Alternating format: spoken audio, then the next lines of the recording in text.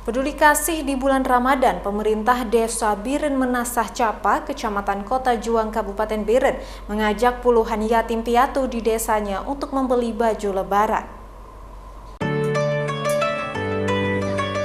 Pemerintah Desa Biren Menasah Capa, Kecamatan Kota Juang, Kabupaten Biren mengadakan kegiatan peduli kasih bersama anak yatim.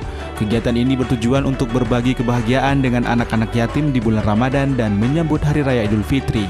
Sebanyak 28 anak yatim diajak untuk berbelanja baju lebaran di Suzuya Mall Biren.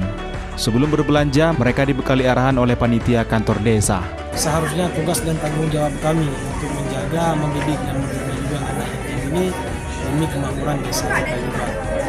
Dan ini pun langkah program terobosan pertama yang kita lakukan ini, alhamdulillah juga mendapat banyak dukungan serta support baik dari kalangan masyarakat serta para donatur dan juga donatur lainnya. Jadi mereka kita bawa ke Suzuya.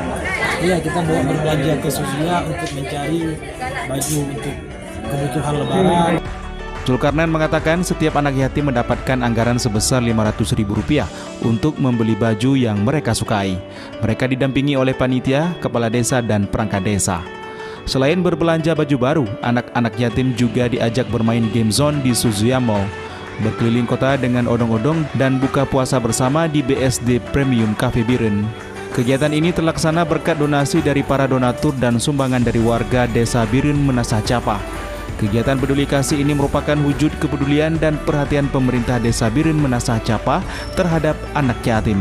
Kegiatan ini bertujuan agar yatim piatu dapat merasakan kebahagiaan di bulan Ramadan dan Hari Raya Idul Fitri. Dari Kabupaten Biren, Musriadi, iNews melaporkan.